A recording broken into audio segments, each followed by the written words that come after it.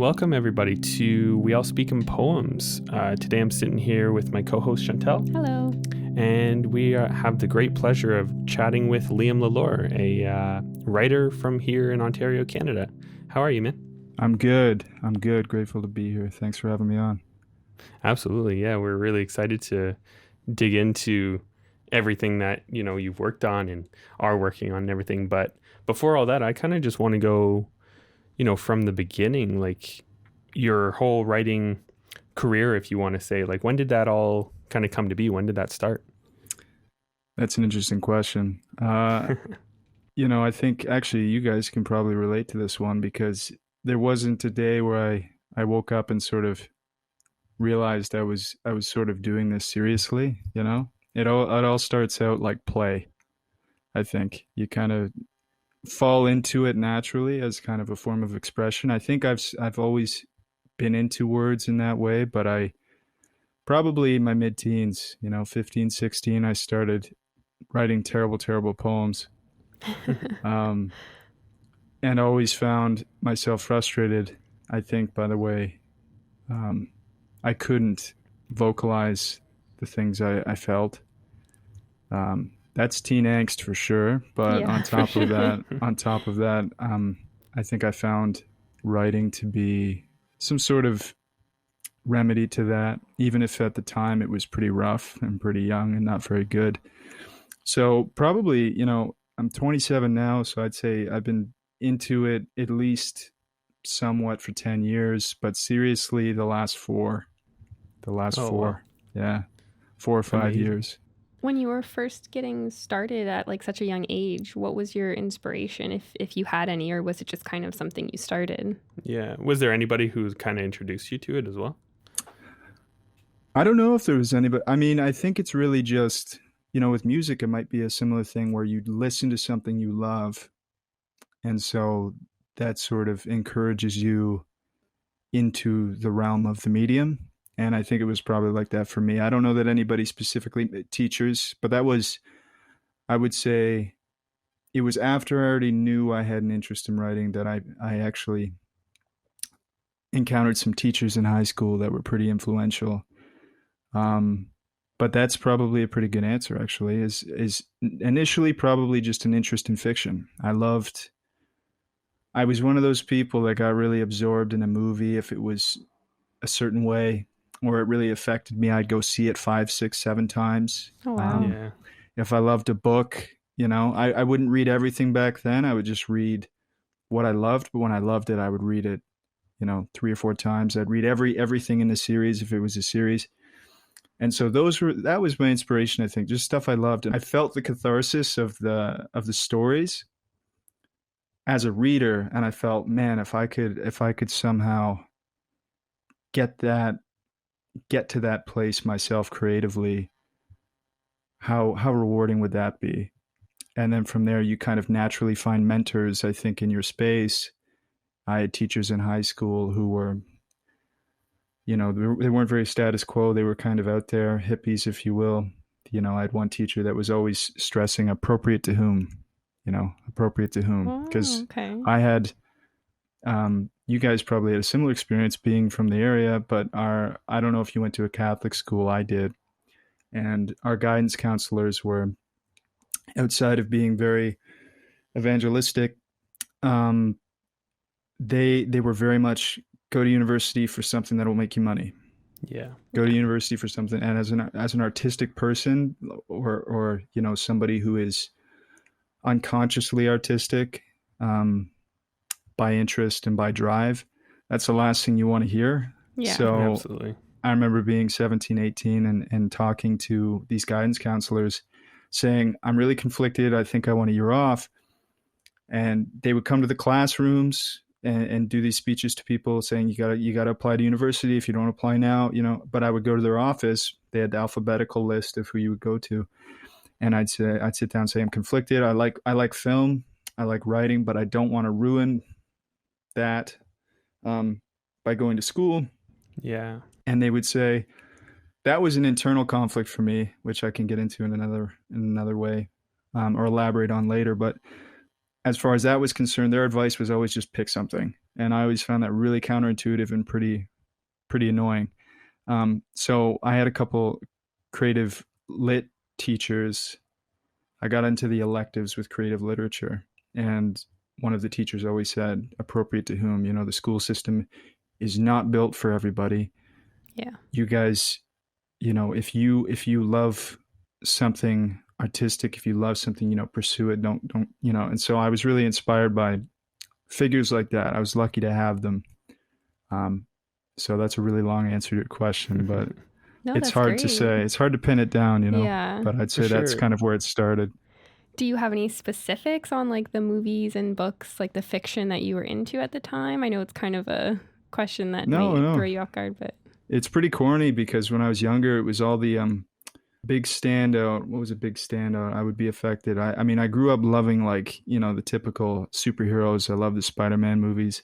But I remember being really affected visually, almost like in a sensual sense by the movie Avatar when it came out, oh, okay. because I think it's funny because now I'm in such a literary, like almost a contemporary literature state. Like I read a lot of like domestic literature where like the Hmm. premise, if I give it to you, is not going to be exciting, but some of my favorite books now are just like domestic, Yeah. ordinary living sort of, like dramas sort of.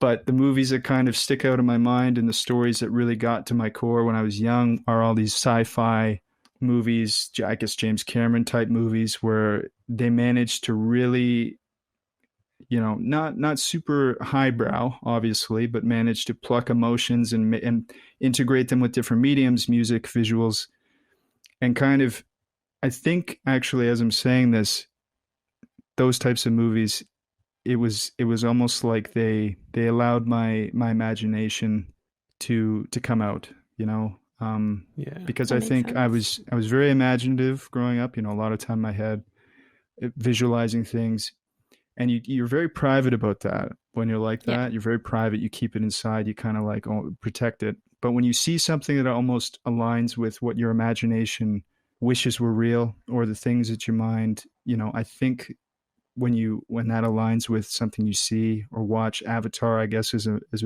when I was 17, it was something that aligned with where my headspace was. It just really affected me, and it was one of those movies I saw like 8 times, even though I knew the story was derivative. I knew it wasn't anything super intelligent. I guess the heart of it, plus the visual, the force of it. Since there's been different movies as an adult, but if we're talking about beginning, I think it was all very basic and unexpected as for inspiration, and then you kind of grow. I think you grow from Yeah. Yeah. there. Yeah, That makes yeah. sense. Yeah. Absolutely. Yeah. Everybody has their sort of gateway movies Hmm. into getting more and more, artistic and, less Yeah, blockbustery and all that stuff. And yeah, I think we both kind of, share the same Yeah. We mindset relate to there. that. Yeah. Yeah. Even like you were saying, like the domestic fiction like that you're reading, that's kind of what I've been drawn towards too. The more, in quotes, boring stuff that lets you really hmm, explore the way the author, wants to explore the real world or whatever. the Yeah. I think Just that's daily existential, living. the yeah, existential stuff, the existential dread stuff. Yeah, Yeah. see, and that's exactly. well, and if you in my poetry book is very much about that stuff. And again, if you read that or you read the stuff I'm writing, you would never guess Avatar was potentially my gateway into my artistic self, but in many ways it was. I remember I joined a forum and I was like 2,000 posts deep in this forum, like part of this like Amazing. cultist community online with these Avatar fans.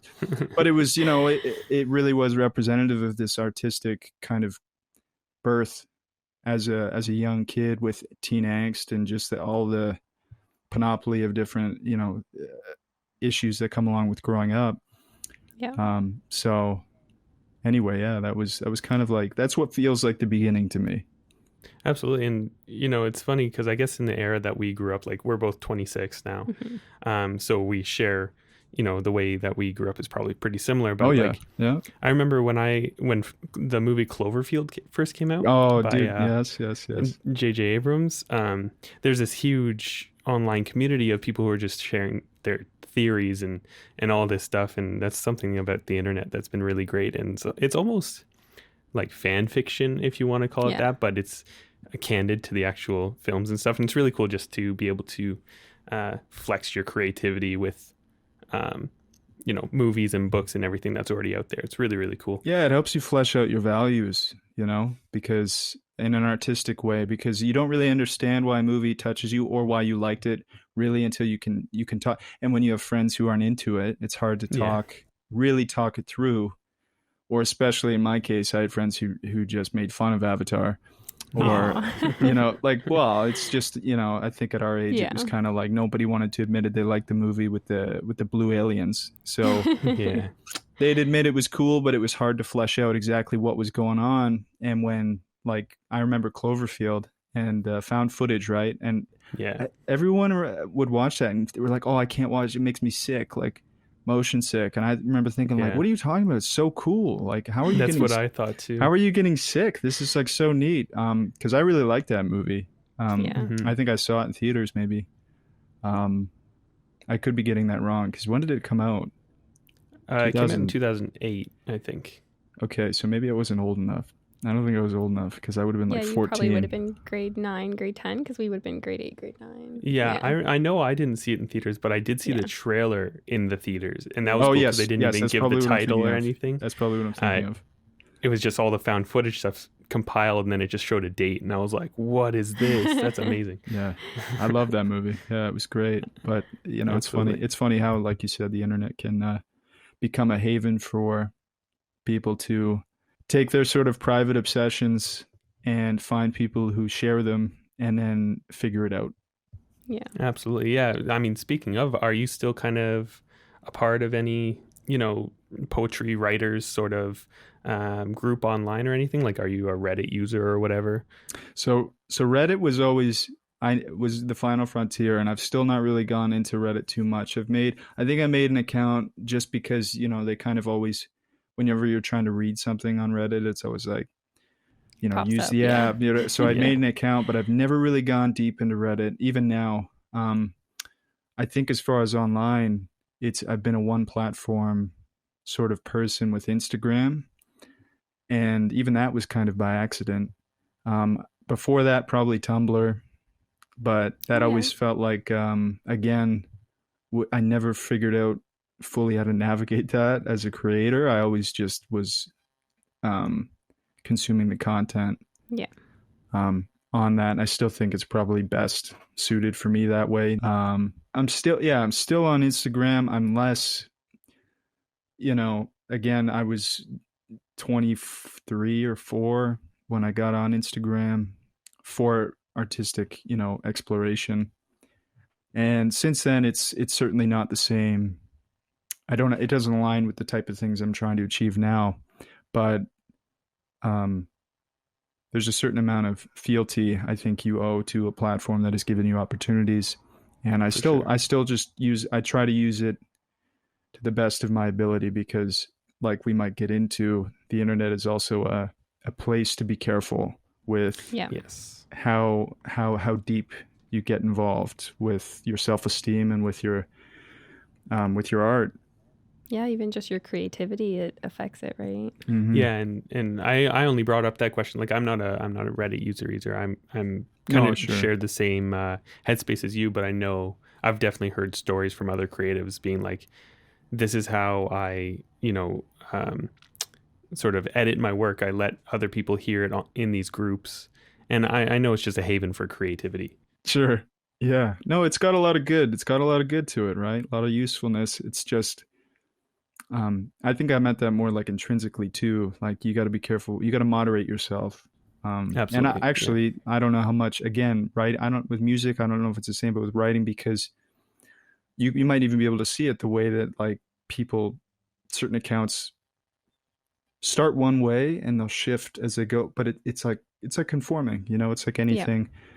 Yeah. Um, and that's a whole different ball game, potentially discussion on the social media aspect, because that was also a beginning for me, and something I think I'm slowly moving away from Yeah. For sure. as you mature as an artist, or as I mature as an artist. Absolutely. Yeah. So going back, we're in high school.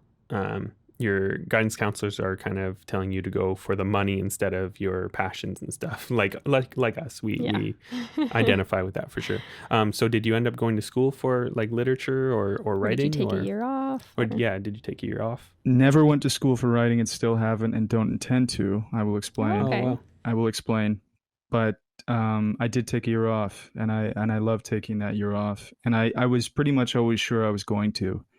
Maybe not with the wisdom I have now. I think back then it was kind of like also embracing the potential of being able to stay at home and play video games and you know hang out with I had my best friend.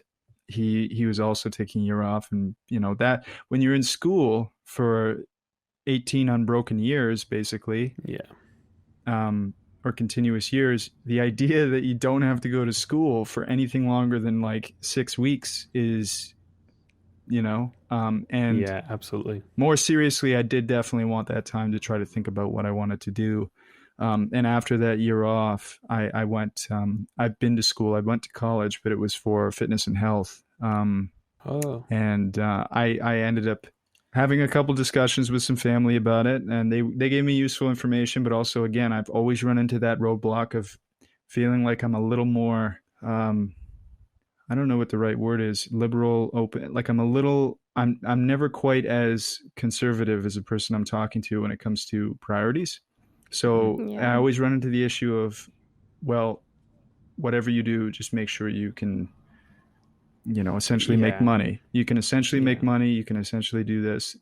Um, and that's always the problem for me. It's always been an issue of, well, I'm never, great, but if I don't do what I love, if I don't pursue, it's like a self awareness thing. If I don't ultimately pursue what I'm driven toward, I'm going to be miserable.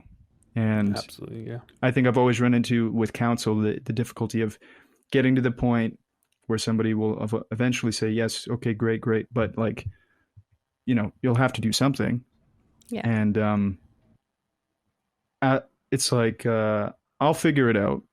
I'll figure it out. And so my answer to that was kind of the fitness. And I've always been interested in health. And I was an athlete growing up, semi-athlete playing soccer. And I have a fascination in science. I like science a lot, specifically Very cool. biology. It's just like really, it's really interesting to for various reasons. I don't know how much you guys like science, but um, yeah, yeah, for sure. um, got into that, and I figured I can pour my whatever energy I have to put aside for a career into that.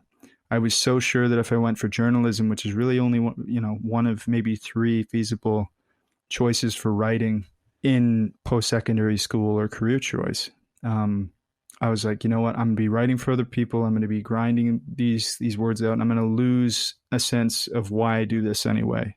You're gonna be Yeah, that spending makes all day sense. writing for other people. You're gonna come home, or you're gonna hit a day off, and you're gonna have no energy to write for yourself.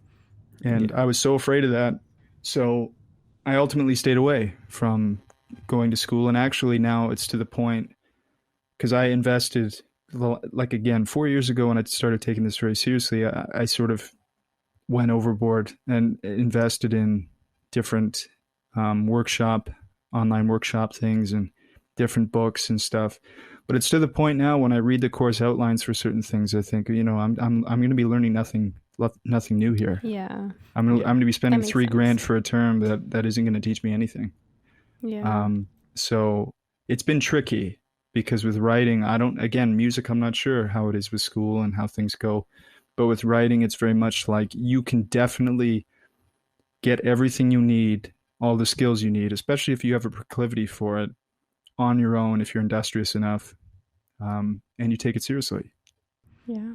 absolutely. Yeah, I think that's for most of the arts. I would assume like I was in your spot as well.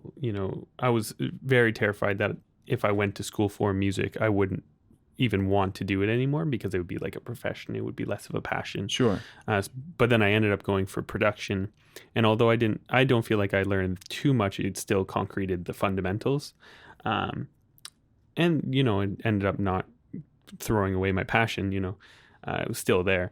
I don't know if I could argue that it was worth it and all this stuff. But yeah, it's really interesting. So up until about 4 years ago, when you started taking writing more seriously, were you working as like a health and fitness uh, person? I don't know the positions Yeah, yeah, of that's these, but fair. yeah, what were you doing up until then? So, I went to school in 2016 for fitness and health promotion in Barrie. So that was 2 years. So when I started writing, I was probably just getting into school. And at the time, I was actually working retail. So before then, I was working retail, um, part time, full time, depending. Um, and at the time, I think it was EB Games I was working at. Oh, Oh, cool, nice. Yeah, cool. you know what? Great. It was so great. Outside of the actual business, Yes. like again, being there and being surrounded by something that is a hobby and something you really enjoy, was really cool. But ultimately, not my future. So I went to school for fitness and health, and then the goal being personal training. The reason why you would go to school versus getting, I don't know how much you guys know about this, but there you can get certifications over a weekend, Oh, Oh, wow. I with didn't know that. certain organizations to become a personal trainer. So why go the route of 2 years versus that? In my head, it was thinking when you go to school, it gives you opportunities. There are certain organizations that are, potentially more credible, or that allow you, if you get certification through them, you're able to do more meaningful work. Yeah. Um, and so 2 years of school allowed me to get certified through one of those organizations. It was a prerequisite. You needed schooling in fitness, and so I did that. Went through all that, and I worked at a clinic for a couple of years, a rehab oh, clinic, wow, as a strength and amazing. conditioning coach. And that's like when I thought about training people, going to an LA Fitness or a Good Life. Again, writing. That's all I was thinking about. So it Oh, wow. was it was I can't just go and live a vapid life during the day because that's going to drain me. And then when I come home, I'm going to be cynical, and I'm not going to feel like writing about anything good or happy or redeeming in any way. So I've sort of tried to leverage the best possible outside life to the passion for what I do by trying to make it meaningful. So I went through the 2 years and did the certification so that I could really relate to people and take my time and use information to make them to enrich their lives, opposed to only having half an hour to watch somebody on a treadmill, Yeah. Yeah, at a corporate gym. And that's nothing. That's not to really put anybody on an inferior thing. It's just the goal. Given my specific It was set of just a goal you goals, had. it's Yeah. yeah, always been makes important sense for you. that something is meaningful. But Yeah. that's kind of always been my subs. Even now, I work at a fitness facility for the city of Barrie, Oh, and wow. it's more meaningful potentially than doing other work. It's also important to me that I don't have something that is more demanding than my writing. Yeah. For sure. I feel like that's like there's so many pros and cons to that, but like it's so good that you have that self-awareness of what you really want in life. Like I feel like a lot of people, including myself, have a really hard time figuring that out, and so they just end up doing like the regular 9 to 5, and all of that passion and creativity just kind of wastes away, and then there's so much regret that people hold. And I feel like you're not going to feel that because you've been so self-aware from when you first started with your writing and stuff. And yeah, that's really good, and that's motivating. Yeah, absolutely. Even from back once you graduated high school, having the courage to take that year off Yeah. is something neither of us had. Yeah. Maybe we wanted it, but neither of us did take that Yeah, year. I wanted Yeah. it. But I guess outside forces or whatever, Yeah. there's a lot Well, of we're pressure we're on that. young. But We're young, right? And the thing is too, exactly. Yeah. I had the liberty. I had the liberty. Some people, a lot of my friends didn't. Their parents were very insisting, and some Mhm. people just went because their friends were going. My best friend didn't go right away, and we might not have gone to the same school regardless, but it probably helped that he was around. So yeah, it's circumstantial, and you definitely can't hold that against your 17, 18-year-old self. Um, Yeah. but yeah, I don't know. It certainly feels more difficult to be self-aware sometimes than it does feel like a grace, because again, you Hmm. get in all these conversations with people our age now about things, and it can be very hard not to feel like you're compromising just to relate to them. Um, Yeah. if that makes sense. Like maybe I'm even more in, in fairy tale land than you guys are as far as my ideal, but it's certainly not about not wanting to work hard. It's just obviously I'm very sure that there's one thing I've got to work really hard, pour my energy into, and then I try to find something to do and be useful at otherwise, but Yeah. limited, but like at a limit, Absolutely. if that makes sense. At a bargain, like something, Yeah. like part again, I work Monday through Wednesday at this job and I have 4 days devoted for art. And I've managed to find that balance. My lifestyle is very frugal. My lifestyle is That's very good. frugal, but I match it up. I make it work because, and you guys can probably relate, like the balance is very difficult, especially in Southern Ontario. Yes. Yeah. It's so expensive. And Yep. that's a reality. And to be an artist, you really do have to match your lifestyle to this sort of like priority. Yeah, exactly. And like you said, it's not that you don't want to work hard, because I can even relate back when I had, before I quit my other job. Um, Even when you're there, you're constantly thinking about it. And then when you get home, you're thinking about what you want to do on your days off. So it's almost like you're working Yes. over Yes, overtime. yes, yes, You yes, know what I yes. mean? Because your mind never gets to stop. Yeah, amen. But Amen to that. Yes. yeah, for sure. Um, so getting into the poetry 4 years ago, you decided it's time to take this a little bit more seriously. Where did you start with that? Tumblr, I think actually is Oh, where I started amazing. with that Okay. because that's where I saw all of these um what you might call trite, uh, short micro poems, aphorisms of different varieties, and I guess I kind of thought to myself, here's something that I could do in the meantime because I think I felt some sort of deficiency with the things I was doing at the time. Like you might feel this now. Like if you guys think about however many years ago before whatever takes up your time now, I can't even imagine living my day to day without this now, without writing.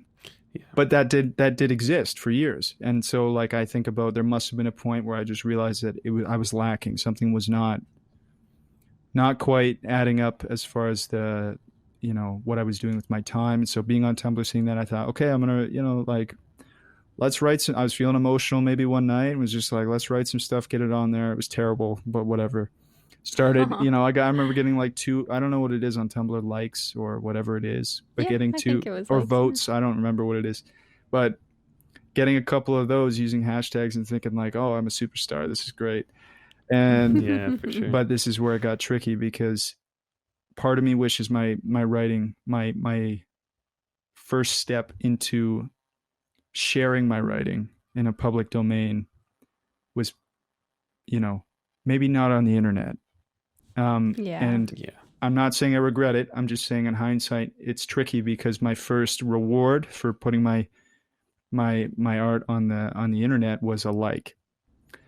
So keep that Yeah. in mind because again, I went from that, moved, didn't really, found Instagram, the little community of poetry on Instagram that actually was very big. Rupi Kaur was kind of growing at the time, and there were a couple other poets. Yeah. And I started there. I started making, trying different editing apps and doing things and writing these mostly about love loss, the typical really easily accessible poems. Um, and it was just poetry. I obviously had an interest in novels and things at the time, but poetry, I think for a new writer, at least feels a lot more accessible because there's no rules. Oh, Yeah. yeah. The rules are the grammar, the punctuation, which is a real obstacle for a lot of people, because there really are rules and there really is a thing about cadence with prose that is not there for poetry. Um, you know, you read a Rupi Kaur poem, and this is not, again, about inferiority, but you say anybody can read that and go, I could do that.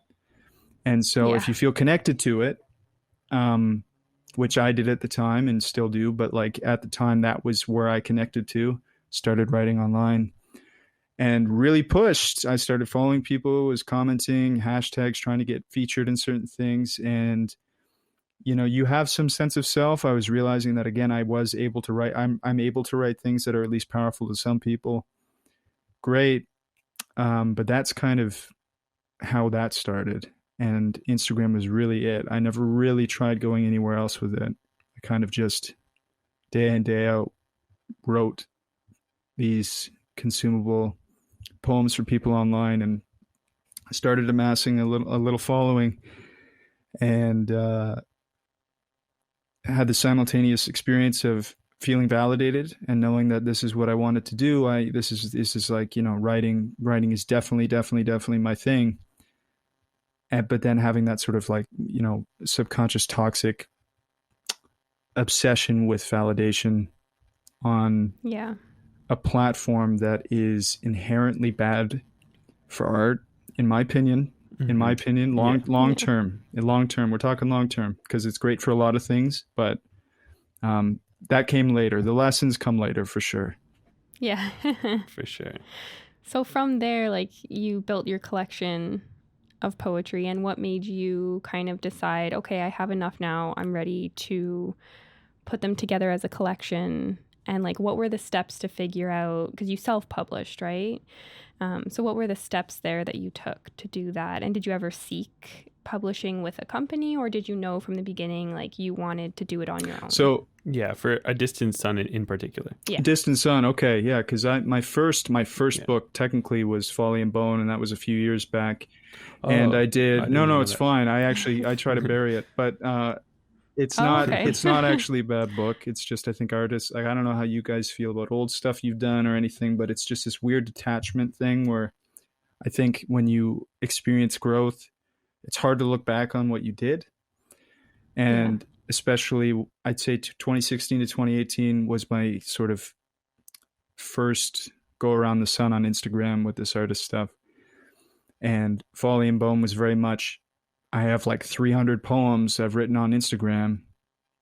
Let's make some kind of book.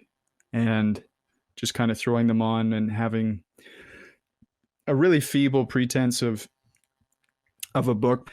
And I did hybrid publishing for that. So that's where you have, so traditional publishing is when you submit a manuscript, usually through an agent, and you have a publishing house either accept or reject your work. And if they accept it, then they essentially take on all the risk. They give you a high quality product, they get it in the stores, they market it, and that's the dream for a lot of writers. But it's also, because of all the risk and because of how things are, it's very difficult to go that way. And Yeah. so at the time, I just wanted this book out. I was like, this is going to be the best. So I contacted this hybrid company, which essentially you pay them. It's they're not publishing your book based on quality. There's no real, I could be writing a story about a shoe that's 20 pages long, and they would publish it if I paid them and had the right idea about it. You know what I mean? And so hybrid publishing is when you pay someone to make your book and they do all of the legwork, but you've also paid them to do it. So that's what I did for Yeah. first book. That was my first experience. And then through Instagram, again, this provided one of the better opportunities for me. I got in contact with this independent publisher from Vancouver, who is a traditional publishing house, Central Avenue. And I was able to submit and have published in a book, like a book that was traditionally published, traditionally marketed, a short story, and I think it was 2 or 3 poems.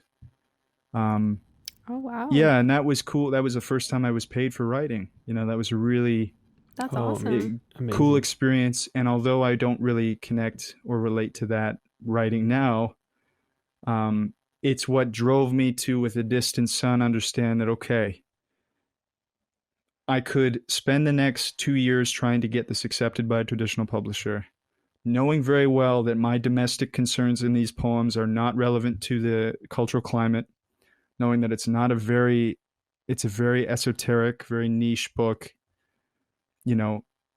similar to, like, how an indie film at TIFF is not going to be a Hollywood blockbuster. Not Yeah. that I want to compare my work like that to anything, but you know what I mean. I know it's not necessarily going to be Yeah. easy for anybody to say, "Well, we could sell hundreds of this book." And I thought, okay, I could really work hard at just trying to get somebody to accept this, or because I also do the graphic design stuff, and I'm very much into I have a whole aesthetic sort of imagination about this stuff, and I thought, I have a vision for this book. I can make it myself. I'm going to do that, and Awesome. that's what I did. And I went through. There's Yeah. tons of stuff out there for self publishing, but it's actually, again, it's difficult to work out, especially if you want to do it well. Um, but I ended up going through, I think, Amazon's platform because it allowed me the most freedom, and it was also mostly free. A lot of the self publishing, sometimes you have to pay these weird fees, and give away more of your book royalty than you want. And Amazon Mm. has its, it has its caveats too. Like most, like Indigo won't really touch self-published books that especially are done through Amazon because of the competition. So Oh. Oh, it'd interesting. be very hard for me to get my book in Indigo, even if I was able to get consignment or, give them the best pitch ever why they should have 5 copies of my book in their store. Yeah. The fact that it was done through KDP, Kindle, Amazon, I Yeah. think is an automatic write-off. But I was able, you were able to approach independent bookstores and do things that way. But that's where A Distant Sun is at.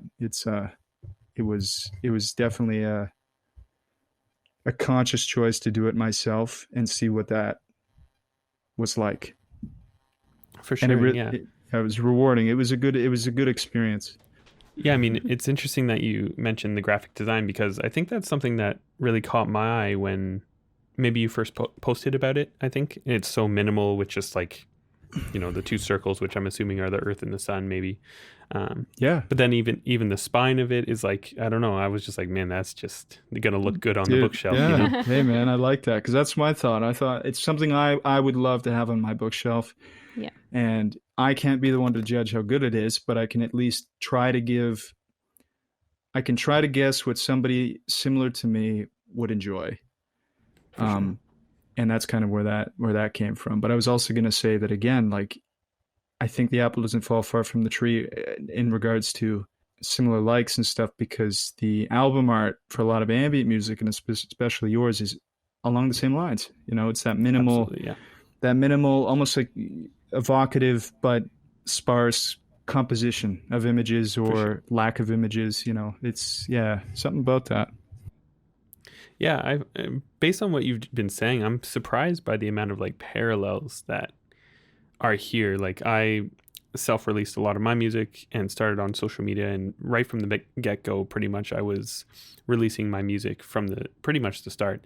Luckily for me, I could hide behind an alias, so nobody knew it was me. It made it a lot easier to receive negative comments and Yeah, yeah, and even sure. even just to push off my old music and pretend it didn't exist. Um, but yeah, I think that's really really interesting actually that there are these parallels. Um, in terms of putting together A Distant Sun, what is the editing process like for you? Since you are self-published, there's probably not as hectic of a editing process, but did you still go through that? It's agonizing, and Oh it's yeah. agonizing not because the editing itself is tedious, because you know what you're looking for and you know what you don't want to be there.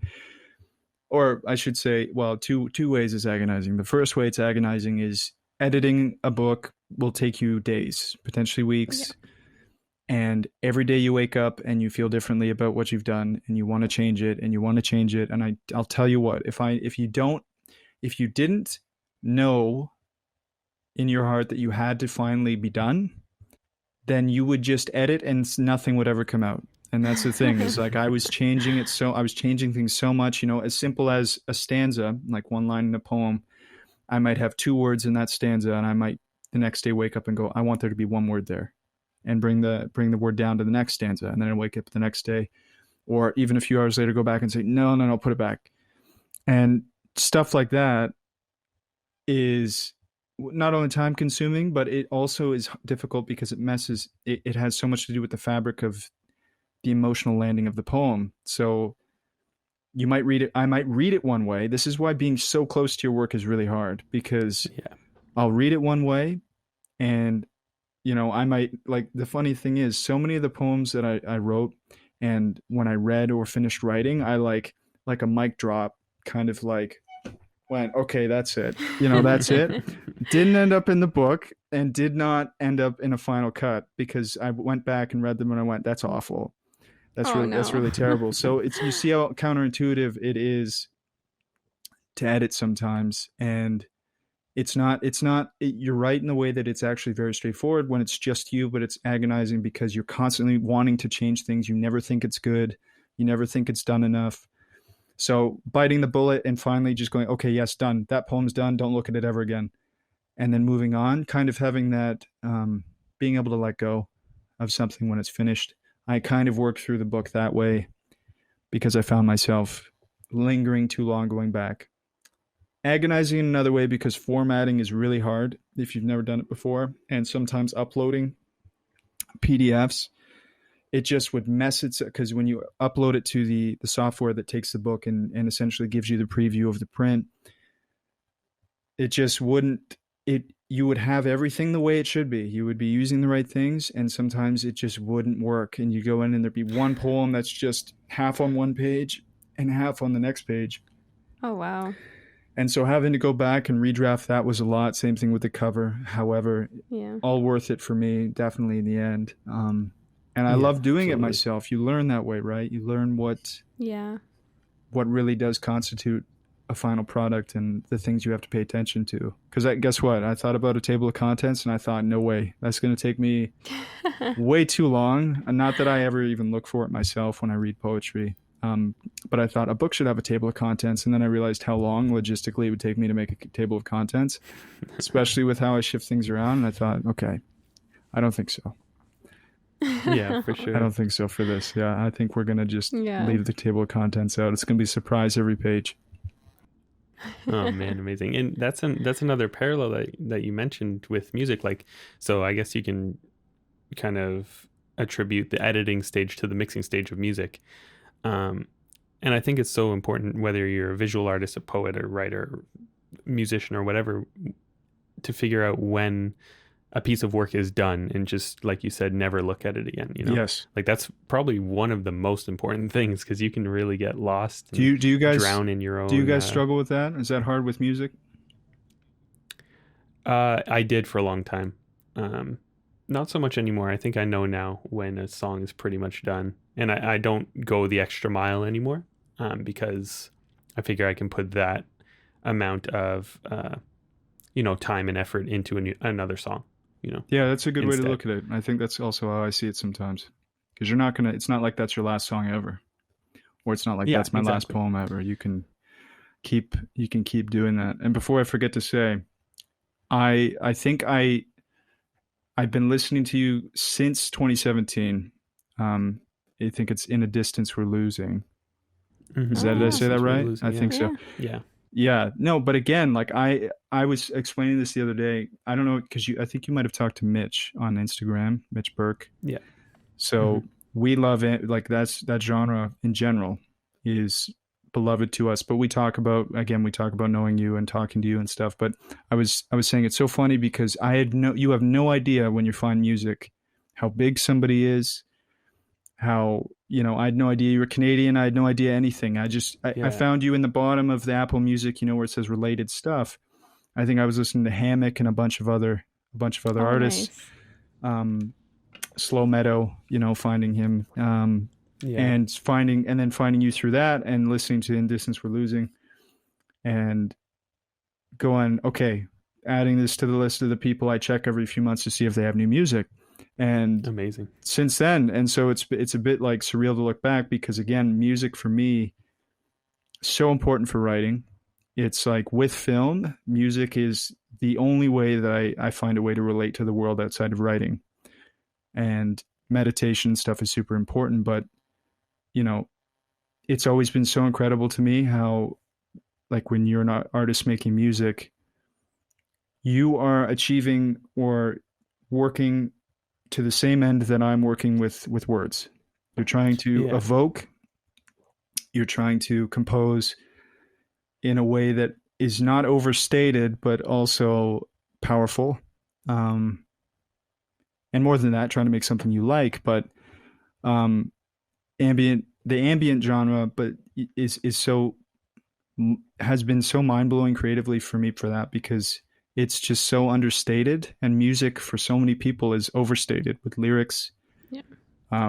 big orchestral pieces. So to just use drone or synth or different things to really to kind of take your heart in a journey, like you know, it has been the best music for my writing. But specifically to give you props, man, I've been following the music for a really really long time, legitimately. So when we connected on Instagram, I don't remember. I might have even followed you first because I'd been listening, but I don't recall. Um, Yeah, and me I neither. think your favorite one for me is "You Were Always an Island." Oh yeah. Oh yeah, amazing. I think that's my favorite. Not that any of them are exceptionally worse or below that, but I think that one stands out to me. That's amazing. Yeah, thank you so much, man. Yeah. It's really cool. It's weird to hear that, um, you know, in person, I guess, face to face at least, um, because a lot of the time, a lot of my work, probably like your own, is just strictly online. You know, you Mm-hmm. hear comments from people online, not so much in person, other than maybe family and stuff. Right. Um, and you almost cringe when you hear it in person. But yeah, thank you. Oh, That's of really course, cool. I know it's hard. Listen, as an artist, I know it's hard to accept compliments. It's hard to like take that. I actually feel like it's harder to take that than criticism. I'd rather someone sit there and go, "Hey, man, Absolutely. what the hell were you doing there?" Like, or what does this mean? Then I can talk about the structure and go, okay, well, this is what I was thinking. But when someone sits there and says, if someone were to walk up, my biggest fear is somebody walk up to me in tears and say, your work, it was so beautiful, and I just because Aw. what do you say? And also, it's such Yeah. an Exactly. inward piece of work, so you don't have to explain that to me at all. I totally get it. But, and it, genuinely, though, I just wanted to say that. Oh, thank you so much, man. I feel like that's a great segue into like your relationship with music in general.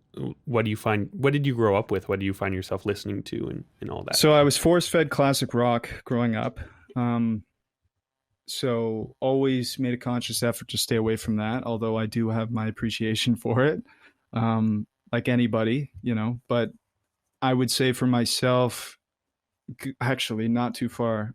My first music was probably the punk rock. I remember my first ever album that I owned might have been two or three of them. It might have either been 3 Days Grace, it might have been Fallout Amazing. Boy from Under a Cork Tree, or City in Color. Wow, Oh, those are the amazing. same as me. Yeah, so crazy. But like, so whatever was on Much Music, but at the same Yeah. time, Yeah. I like Simple Plan, like I was dance. But when I Yeah. was really young, my sister, we had this stereo on the upper landing of our house, and she would have all these CDs, and I would have CDs. I loved Creed. Um, Oh I yeah. loved Creed. I loved Chumbawamba. Uh, Oh yeah. oh God, like Shameless, just whatever sounded good when you were really. I'm talking really young, like I mean like 6 or 7. Yeah. But when I started developing some sort of personal taste, it was very much the punk rock sort of stuff, like like the Yellow Card, the Simple Plan. I was never really a Green Day guy, but I sort of have moved over the years in between things, some pop rock stuff, some really emo stuff when I was like 14.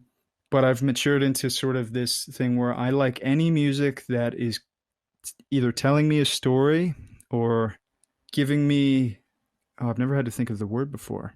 Let me find, okay, so either telling a story, offering me emotion, or bringing out of me emotion. That's Okay. beautifully And Yeah. said. Yeah. Wow. the third one, it's kind of like, when you hear a song that maybe has no substance, maybe the lyrics matter zero, but the way they've composed the song or the way the song is, it's just like you have to listen to it again, or you have to keep, maybe catchy is the word, but not really. I feel like that's too cheap. It's like you flow with Yeah, it. it's got it just Yeah. suits you. You listen to a song, you're Yeah. like, that suits who I am right now. I'm going to listen to that. And Yeah. Absolutely. so I've kind of matured into music that's kind of one of those three things, but primarily, like, I love John Hopkins electronic music. Like, I'm sure you guys know of John Hopkins if you don't, but it's like Rival Consoles, Max Cooper, these electronic artists who do sort of like what ambient music is. They do these kind of rising, lowering like compositions of electronic music. It's not the Skrillex stuff. Um, it's a lot more. It's good for meditation, but it's also just it takes your mind in a certain way. And so that might be up there. Ambient music, of course. You know, like again, I said, you slow meadow hammock. One victory for the sullen, one wing victory for the sullen, like Oh all yeah, these, like totally. Yeah, literally hundreds, man. And because there's hundreds, I rate the second I feel like I'm panicking because I can't think of all the different ambient artists I listen to. I know um how that feels. and Probably indie rock. The National was a favorite of mine for so long, for writing lyrically. um Tom York from Radiohead. Oh yeah. um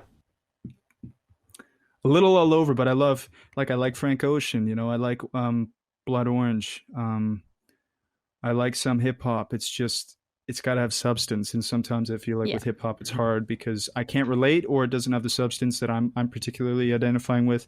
I'm trying to be better at and open with music, but been so important for me creatively. I can't when I'm writing. Sometimes I'll be sitting here and I just have to turn the music off. I'm writing and I just can't focus, but so often I have to have music on.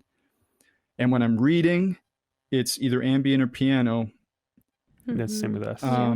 because I tell myself I can't focus with lyrics, although I think I probably could if I just focused on the page enough. That's probably more a sign of me being unable to discipline my attention. But ambient or electronic or piano when I'm doing that, and when I'm writing, it can be anything, but it's typically also ambient or experimental or something creative. That's really interesting the way you worded that. Like when you're reading, you can't listen to music with lyrics because you feel like you can't discipline yourself enough to ignore the lyrics. Whereas I've always just been like, I can't listen to music that has lyrics while I'm reading because there's too many words like overlapping, and I feel like I would just get confused. I would mix up the story with like the song. Sure. But Sure. I've never even considered like, forcing myself to like just try. Yeah, Yeah. I've always thought That's about it that interesting. way too. Like it's almost two clashing disciplines. Like both of them are Yeah. trying to tell you, like, get you into this world, and they can't both be doing it at the same time. Yeah, well, But and that would be yeah, really interesting to kind of train yourself to do. yeah, well, and it also feels like a bit of a waste depending on the album because you're basically not listening, and to Yeah. some degree, and you want to hear the lyrics. But yeah, no, don't let me rub off because so much of me is with writing is being really hard on myself for focus and discipline. Because like with probably composing music or anything artistic, the hardest part is sitting down and starting and then staying with it. Yeah. And a big thing in my life that's been hard to land with people, that's been hard to express, is like how destructive distraction is when you're trying to get to your stage, when you're Yeah. trying to get to the Absolutely. stage. And it's not anyone's fault, and life happens, and you always feel like, a bit of an asshole when it's like you're in a bad mood because you couldn't get to that place today. But I'm always trying to find reasons why maybe I could be better at it, be more focused, be more disciplined, if that makes sense. So you'll see, yeah, you probably have caught on. Again, it always comes back to, well, maybe I can do it better. Never mind it just being a natural difference of attention. Anyway.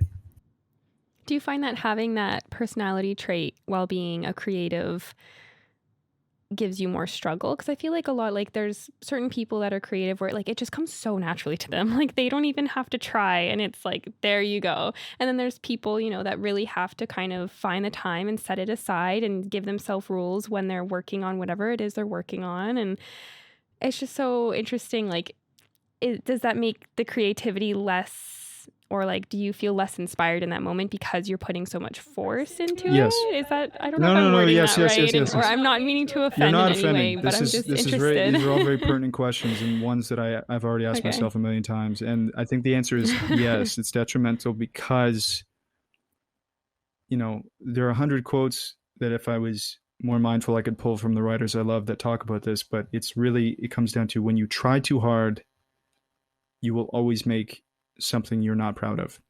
And it's unfortunate because I have such a busy mind. So it's very hard not to, while doing things, also be obsessed with doing them perfectly. Yeah. Or thinking about things that I'm not doing or things that aren't what. So when I'm writing or doing stuff, sometimes it feels like I can only do short bursts because so much energy is being spent creatively, but then also on self-criticism or something, literally anything else. It's very distracting. And honestly, I've kind of come to the realization that you really do, like, I never bought into it, but it really does sometimes, like, just don't try, like, just Yeah. kind of Yeah. like, definitely don't it's hard because for me the balance, there's a spectrum, and I don't want to fall too much into just going on the structures that I've been fed, because if you don't try and you're not thinking enough, then sometimes you'll just write something derivative, or you'll write something that maybe isn't Mm. very, doesn't have anything in it. It's just, it's just thin. It's there. It's not really substantial. But if you try too hard, then you have this weird, pretentious, pedantic, potentially like inaccessible piece of nonsense that someone's going to read and want to burn. So somewhere in the middle is kind of where I try to get to. And it can be very, very hard when you want to be sort of tearing yourself down every 30 seconds. Like I'll literally be sitting here writing and I'm going, what the hell are you doing? Like, what are you doing? You think, Aw. Yeah. like, what are you doing? Yeah. And because everyone else that is working a 9 to 5 or a 12-hour shift doing this, and, you're sitting at your desk writing fiction, and there's that part of you that's like, you're just playing, dude. You can Yeah. tell yourself all you want that, this is what you're meant for and things, but this is not to say this is how it is. I'm just saying this is what you contend with, I think, or I contend with. Yeah. Always trying to legitimize what you're doing, or at least to yourself. Still working through that. And I think on the best days, it's just self-acceptance and ease. Put the music on, sit down, and just try to be honest. But on bad days, it's like you sit here with your brows knit, and it's just like, you can't get through yourself to the Yeah. art that you're trying to Absolutely. make. Do you find that, like, because you went to school for health and fitness, I'm sure you learned about meditation and just ways to kind of reaffirm yourself, that like affirmations and whatnot. Do you find that you've learned that in school and you still use it now, or is that something that you kind of taught yourself because you recognized these blockages that you had? I think it's more self-taught. It's actually really unfortunate. It's a good point, because in school I always thought there could be more room for that. The mindfulness, Okay. Yeah. it's obviously there for stress. Like, we talk about stress. Yeah. You talk about ways to relieve stress, but you never get into, there's not a course or a class devoted to specifically meditation, or how to Mm. connect with your thoughts, how to deal with them, how to let them cycle, how to I'm surprised about that. I thought there would have been like a mind body thing. and it's very well, and that's what I probably wanted more of.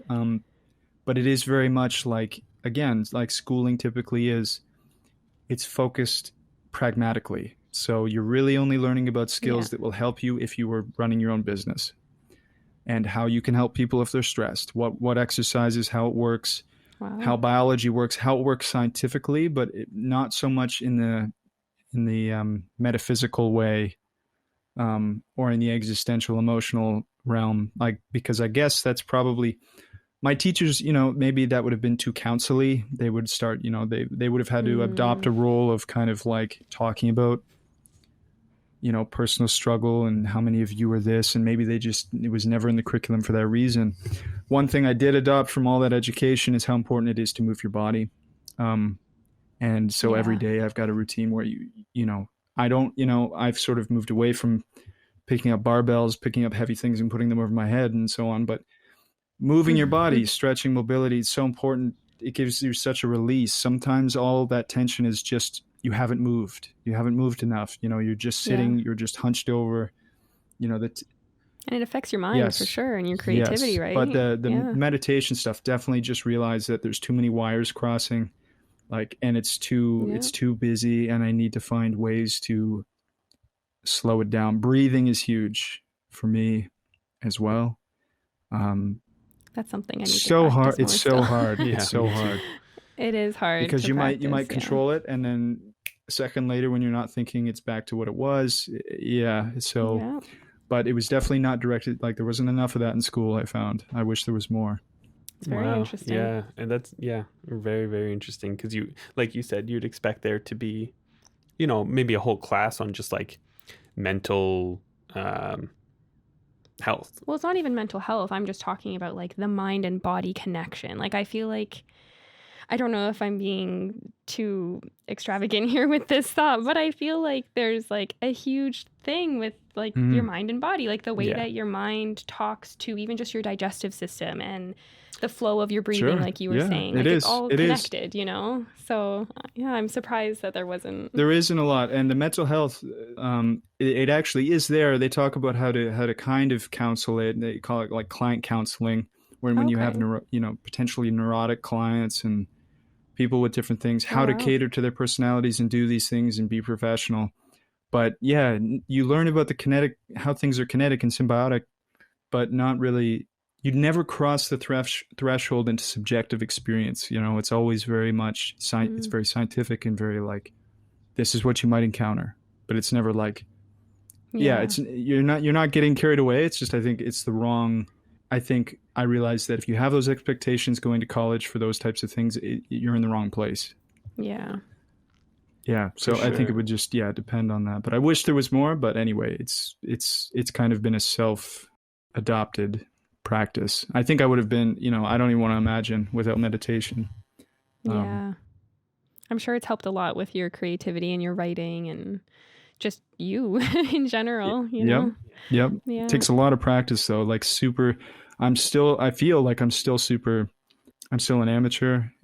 Like sometimes I have a really good meditation session, and sometimes it's like, again, if you guys do it, you probably, there might be half an hour pass, and you still haven't, controlled your breathing. You still haven't even like gotten through yourself. But Which is so funny to like think about being an amateur talking about meditation and like controlling breath and just even your thoughts because it's like you're being an amateur at your own with your own body. Like it's not yeah, even like I don't know. It's just it's I Yeah, don't it's know if I it's explained something that that really almost good. should be second nature, Yeah, but it's something you were that should never come so taught as a naturally. kid like Exactly. how to just sit down and breathe and Well, just yeah. mental wellness, just how to relax and just that's right. get through it.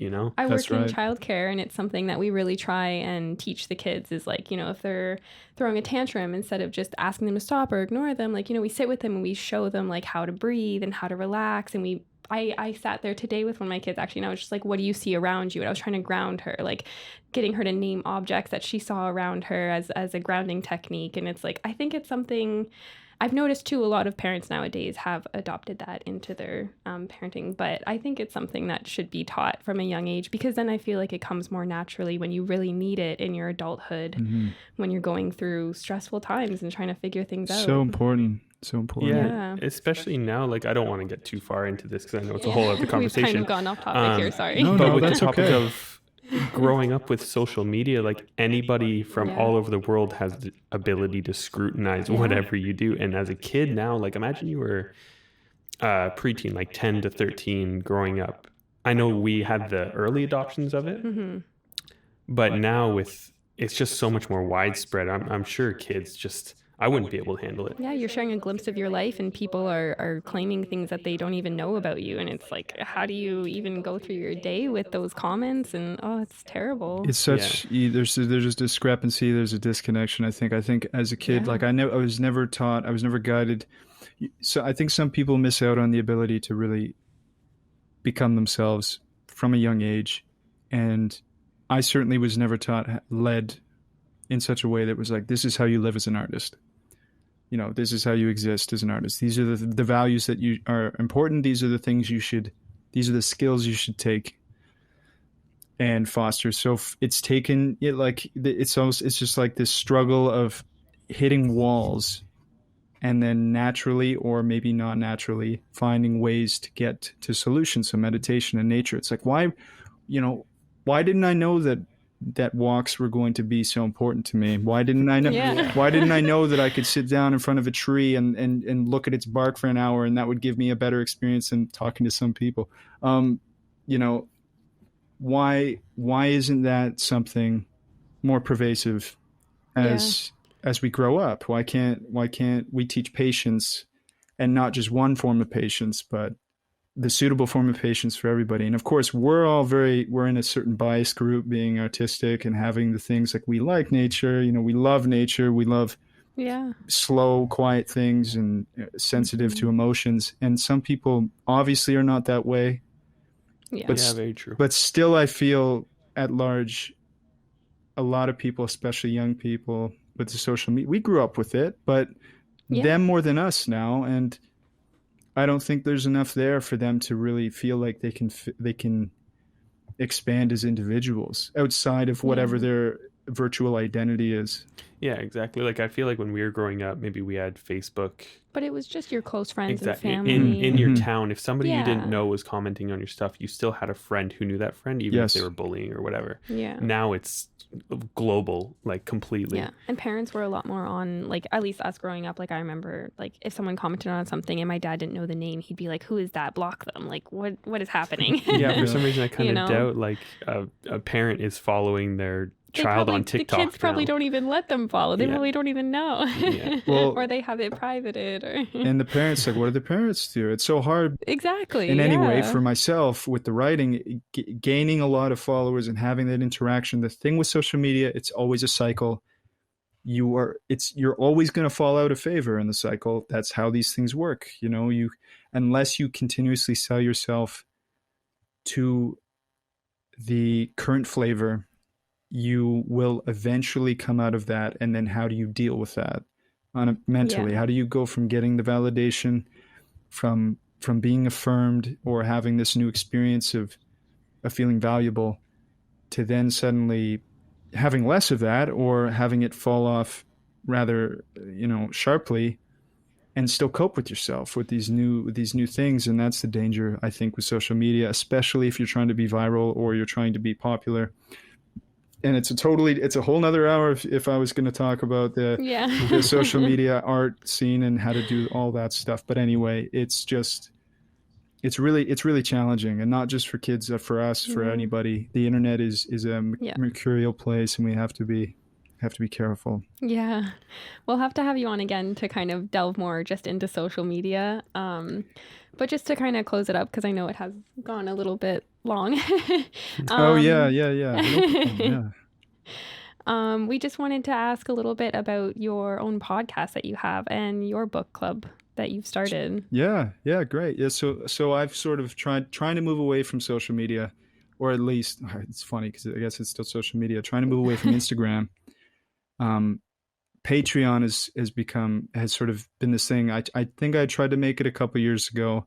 Way too many bells and whistles. Sort of realized like, oh man, like, no, I'll just try to get some more likes on Instagram or whatever it is. But Patreon, I realized, I thought, this is a space where I can really work hard and give my art to those who really want it. And that's where I came up with the different incentives for that Patreon, not just my writing, but potentially other experiences. And that's my podcast is a one-man show right now, but that's where this, I invested in some equipment, and it's really just like we've been talking about, and like my book is about, just the substance is really just existential, different things that you might solipsistically encounter. So like in your own mind, to yourself, your identity, and then how a lot of those things relate to other people.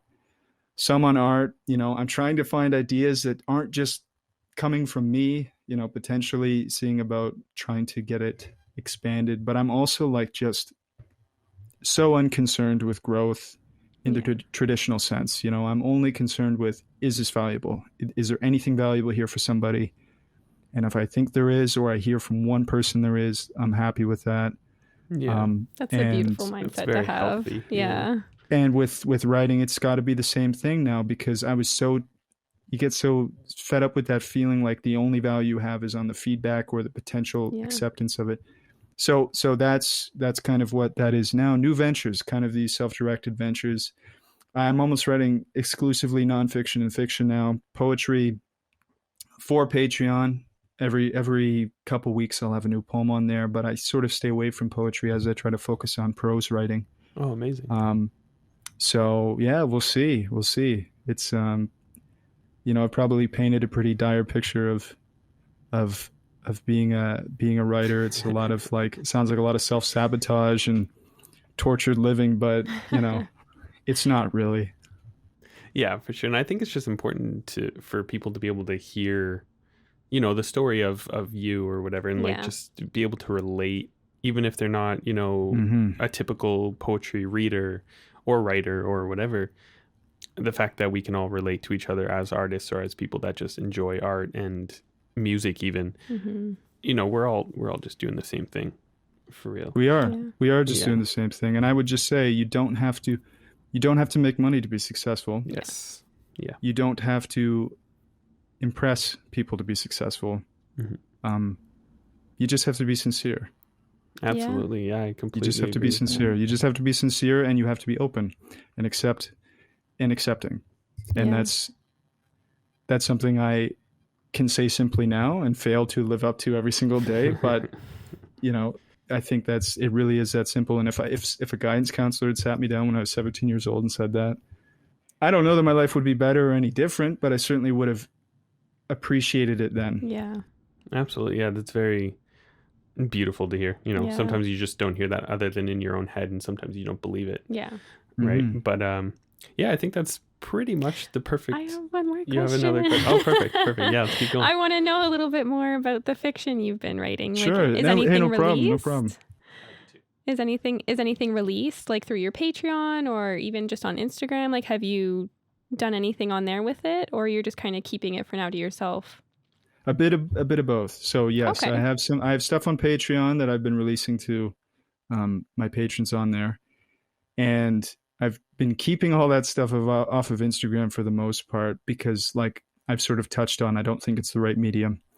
But I do plan on having books, obviously. Okay. So I'm working on that. It's sort of amorphous at this time. Like I'll write 10 pages of a story and then go work on something else. And it's a process, as I'm sure we're all aware. But yes, definitely active with the prose and the fiction and the nonfiction. I have, like in my book with the forays, which are kind of these, they're like personal essays, but almost like just compositions, some way, poetic prose. But I have nonfiction, which are, again, emotional essays. And then I have the fiction, which is anything creative. It could be stories for sure, but about anything, Okay. sci-fi, domestic, different things. Oh, And, amazing.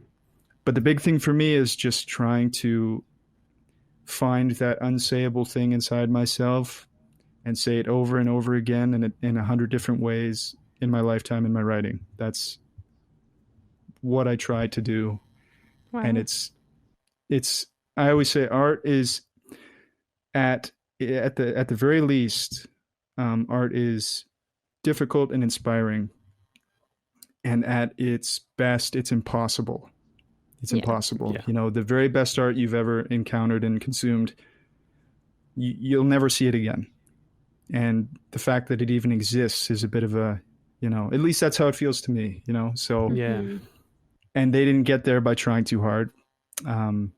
It's not an accident they got there, and so it's just I think with Patreon, with different things, it's just another way for me to try to align myself with a lifestyle that is like self-realized. Maybe that's the right word for all this, being self-realized.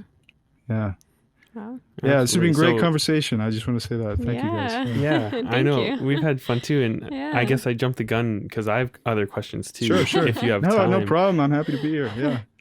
I just want to know if you're like goal oriented or if you're just kind of flowing with it. But like, where do you see yourself just focusing on the fiction and trying to, just push your writing, or is there other things that you're also wanting to do at the same time, or like what are your ambitions? Yeah, no, that's a terrifying question, but it's it's a good question, and actually it's again a bit of both, because with writing I try to stay away from being really specifically goal oriented, because I feel like I become too myopic as far as like I have to do this one thing and I have to stick to doing this one thing, opposed to when I'm in an open headspace, feeling like I can pursue multiple projects and potentially one of them coming out of left field and becoming a main project. That's not always the most productive way to get things done, because again, you get a little bit into different things and not always all the way through something. but I try to stay away from being too linear goal wise with writing. But I think to some degree you have to have some goal orientation, because otherwise nothing really gets finished. Um, the goal is discipline, essentially. I think with writing, it's always like find something that's interesting, find something that you have emotion in, and then finish it. And as far as everything else, I struggle with the ambitions of domestic life. I've been with me and my girlfriend. We're, I think it's 9 years almost this year, Wow. and Wow. we want to Yeah. move it. Thank you. I guess that's an achievement. I don't know, but Yeah. Absolutely. we're trying to find. We want to move into a home. Um, the same things that most people our age are looking to do. But as a writer, being a selfish, whatever you want to call me, with my writing life, it can be very hard to balance the ambitions of the outside world or of the external infrastructure with the intrinsic need. So Yeah. yeah, but we work there slowly, and I'm blessed because she's patient with me, at least sometimes, and that's fair. And likewise, the thing about me with that is, though, I'm on no timeline. I could live in a box. Find a comfortable box with a window view, and I'm good. Amazing. But we do have things we want. We have things we'd like to see. I'd like to Yeah, have course. I love, my girlfriend loves to garden, and I love to see her garden, and I like to see that. I'm so interested by flowers and things, and I'd love to have that, but you need property for that, and you have to buy property. Yeah. Yes. And it's tricky, because then you have to make money. And is writing making you tons of money? No, but then you have to go outside of yourself and understand other people that you love have needs. And when we talk about goals like that, I have 150 and slowly working toward achieving those, but very aware that if I don't keep myself centered to my needs, everything else will fall apart. So it's tricky. It's a tricky game. For sure. That's amazing though. It seems like it's almost refreshing to hear your goals aren't like quantitative. They're not quantitative. Yeah. They're more like working on yourself and making yourself the quality of best them. person you want to Yes. be. Yeah. And it's not something you hear very much, Yeah. especially even with artists. Actually, everybody's focused on the numbers, focused on the money, and I don't know. It's really refreshing to It hear. I is. love it. It's inspiring. Yeah, well, It is very hey, thanks. inspiring. Makes me want to work on Well, myself. and listen, everybody's got their own incentives. I think for me, it's just, if you told me I'd never make a dollar on anything I ever wrote, maybe I would change some of what I was doing right now to some degree, but I would still write every day, and it would still be the center of my life, because it's the only way I can make sense of anything. And like, for example, with my girlfriend, there's so many times we'll get in an argument and we'll get into something, and I just can't, busy mind, I just can't, I get stuck. I don't know how to say something. And writing is how I express what I'm trying to say. I might be a text message, or I might write it down. And I'll say, "Hey, can you read this?" Or I'll send it to her and she can read it. That's amazing. And it's my way of communicating. So I think when you have something like that in your life, you can't put a dollar sign on it. And maybe you have to question your intentions if you have to do that. But I'm very aware that everything comes from inside of me, and I can't fully perceive someone else's, because there are seminal writers on the shelves behind me that maybe only cared about money, and they wrote beautiful stories. Yeah. For sure. They wrote beautiful stories and amazing works, and maybe they just had the right mix of different traits. But for me, it can never be about that. And I'm more interested in, it's more interesting to hear about people that have different goals, I think. Yeah. Absolutely. Yeah. And it sounds like, I mean, even like you're saying, when sometimes if you get in an argument with your significant other, though, you'll stop and pause and write down what you want to say instead of blowing up. Like, Yeah. I'm sure a lot of people wish not that that I they never could do do that, wish but they yeah, had the yeah. self. Yeah, for sure. But even as like a sort of making up Yes. kind of thing. Yeah. It's very, it's just inspiring. It makes you want to be a better person almost, and Yeah. work on yourself. Almost completely. Completely, yeah. Well, that's great to hear, but it's like, I don't know. I always feel this need to say everybody is different, and everybody has these different things. And for example, like the way I could never properly explain how music, or for example, in a moment, how your song I could never properly explain how in a moment listening to your music makes me feel and how it fundamentally shapes that moment for me. I just lost my train of thought as I was saying that. Oh, But no. the way but no, okay, it's- okay, sorry. So how I can't properly explain that to you. Other people can't explain their own, intrinsic sufferings and goals and things, and Yeah. sometimes what we see is not really what's there, and I try to give that faith to people. So if somebody walked up to me and said, I'm a Absolutely. writer, I want to be rich, I'm not necessarily going to say, I've got no time for you. Maybe there's something else there. Maybe that's just how they're interacting with the world at this time, and that's how they know how, and who knows what they're going to be in a year, or who knows what else is there. But I love that. Yeah. We'll definitely have to have you on again. For 'cause sure. There's still so much more to talk about. 100%. But yeah, I guess I'll do the outro. Sure. Okay. And to everybody who's listening, thank you so much. I hope that you go and explore Liam's writing and go to his Patreon, sign up for his Patreon. Support and buy. And, with that being said, also go down your favorite artist rabbit hole and support your favorite artists and just Yeah. Can I have a good give time. one book a shout out? Please. Yeah, Yeah. for sure. Okay, I do have to find it on my bookshelf, so give me 1 second. No, Absolutely. no Yeah. Raymond Carver, read anything by him, but Call Me If You Need Me is one of his collections of short fiction, but it changed my creative life to read Oh, amazing. his work. And I think sometimes when I listen to these things, it's nice when people name drop different things that they liked, Yeah. absorbing. And you guys read and maybe so if you've Yeah. never read Raymond Carver, read Raymond Carver, because Yeah, I don't think I ever have. Yeah, me neither. beautiful storyteller. Yes, he's a typical American Southwest Central writer in the way his themes and stuff, but domestic existentialism at its best. He kind of showed me that you don't have to write about anything for it to be powerful. You can just write Yeah. about feelings. Amazing, Understated. yeah. But anyway, so that's that would be my final word. Read anything by Raymond Carver. You said that Call Me If You Need Me is mostly short fiction, like it's a collection of them. Call If You Need Me. Yeah. Call. So he only wrote short stories and some poetry. He wrote poetry, but he was a short fiction writer exclusively. Okay, amazing. Wow. Yeah, I'm always looking So forward he has to Yeah. 3 or new 4 shorts. collections. I can't remember the title of the book that I'm thinking of because one was exceptional specifically, but any of them are really, really good. Oh, sweet. Thank you for that. Yeah, Yeah, thank We're going to have to you. look into No that problem. Looking that Yeah, up. you can next get time it. we go to the bookstore. Yes, definitely do that. Okay, guys.